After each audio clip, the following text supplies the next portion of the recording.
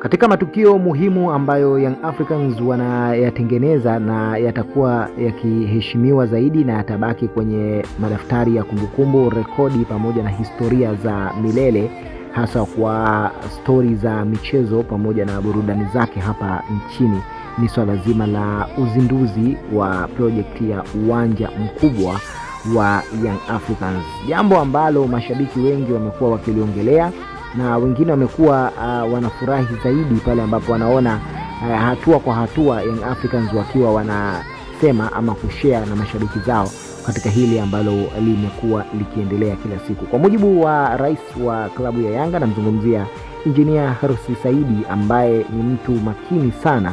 Ukizungumzia watu ambao wana mipango na mikakati iliyokuwa mizuri na bora zaidi katika maraisi wa virabu hapa Afrika, basi huwezi kuacha kulitaja jina la Hersi Saidi, ambaye mikakati yake pamoja na mipango mizima siku zote imekuwa ni mipango yenye professionalism ndani yake. Watu wengi wamekuwa wakifurahi na kuona namna ambavyo engineer amekuwa akifanya uinjinia barabara pale klabuni Young Africans. Licha ya kuwa pande huwa zinagawanyika, kuna mashabiki wa Yanga ambao mpaka leo hii hawaamini kama ule uwanja wa Yanga utaenda kukamilika masiku ama miezi pamoja na miaka hii ambayo imewekwa. Wengi wamekuwa wakichukulia kama wamezoea kuambiwa tu maneno mitandaoni, lakini baadhi ya makundi ya watu wengine wamekuwa wakiheshimu na kusema kwamba hiki ambacho Yanga wamekidhamiria basi kitafanyika kwa ukubwa pamoja na heshima kama ambavyo imeweza kupangwa.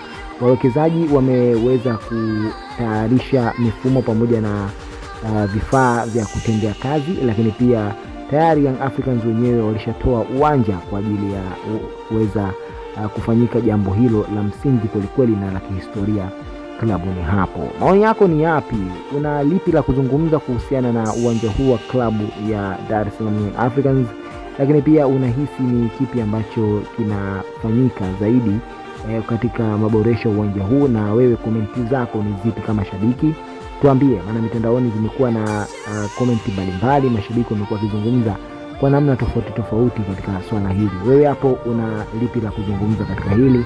Lakini pia jambo lako kubwa haswa linalo kugusa zaidi, unaweza ukashare nasi hapa. Usisahau kuweza kujiunga nasi kwa kuweza kupata habari pamoja na taarifa muhimu kama hizi za kimichezo. Gusa maandishi mekundu hapo chini yaliyoandikwa subscribe, lakini pia usisahau kubofya alama mbili za kengele. Kwa kufanya hivyo moja kwa moja utakuwa umejiunga nasi, hautapitwa na kuachwa na habari muhimu za michezo pamoja na burudani kila siku. Mimi ni kuambie kwamba tukutane wakati mwingine tena panapo taarifa muhimu za kimichezo na burudani. Asante, karibu na kwaheri.